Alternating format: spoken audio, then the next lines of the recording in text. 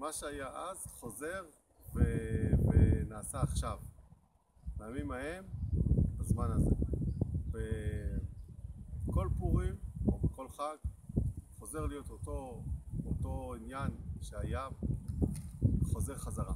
וזה שאנחנו אומרים שעשה ניסים לאבותינו בימים ההם בזמן הזה. מה היה בפורים? נהפוך הוא, אשר ישלטו היהודים המה ושונאיהם, מגזירת שמד, להשמיד, להרוג ולאבד טף ונשים ביום אחד, למרדכי יצא מלפני המלך בלבוש מלכות, מבחינה של גאולה. אמנם לא שלמה, עד חצי המלכות, אבל כבר יותר טוב. עכשיו, זה מה שהזמן הזה הוא פוטנציאל, הוא מסוגל. מה עושה מרדכי כדי שזה יקרה? אז מרדכי עושה שני דברים. הוא לובש שק, עושה תענית, 3 ימים תענית, עושה גם בעבור מרדכי, עשה את זה גם בליל הסדר. 3 ימים תענית. זה מצד אחד. כמו שאומר, בן יאיר שהאיר עיני ישראל בהלכה, שהאיר עיני ישראל, בן יאיר, בן שמעי ששמע השם את תפילתו, בן קיש על דלתי רחמים. כמו שעושה להתפלל, צעק. זה פעולה אחת. פעולה שנייה, הוא לומד הלכות קמיצה. הלכות קמיצה זה, הם מקרבים בבית המקדש, הוא לוקח את מלוא קומצא דתחור, כאילו סולת, ועושה את הפעולה שצריך לעשות, איך בדיוק לעשות את הקמיצה. את זה מה שהוא לומד. עכשיו, איך הדבר הזה מביא בעצם את המהפך? בא המן ואומר, הארי שם כותב שהמן היה מחשב גדול. הם רצו לתפוס את עם ישראל בשפל הכי נמוך ולהשאיר אותם שם.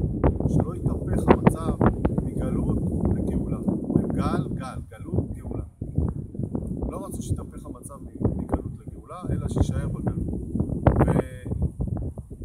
ומרדכי הוא הופך את הגל, הוא הופך את הגלות לגאולה. ואיך הוא עושה את זה? הוא לומד הלכות קמיצה.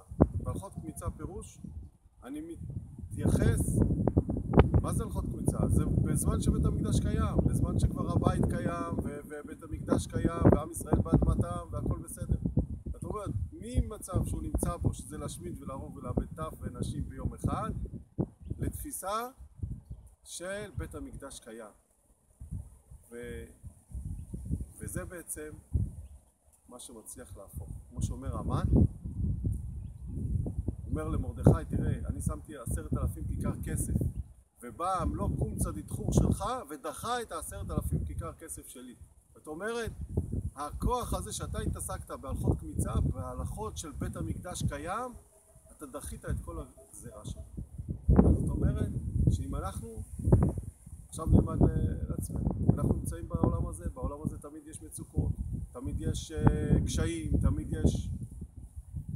אם אנחנו ניקח ונתבונן איך היינו רוצים שיראה העולם, איך היינו רוצים שיראו החיים שלנו, ואז אנחנו נשים את עצמנו שם, יש בכוח הימים האלה, ימי הפורים, להפוך, שעם ישראל בעזרת השם מתקרבים לבורא עולם, המקדש נבנה, כל דבר, גם פעולה פרטית, אדם יסדר לו את המינוס בבנק, יסדר לו את שלום בית, חתונות, זיווגים של הילדים, כל הדברים האלה, רק תחשוב טוב, וזה באמת המסר של מרדכי.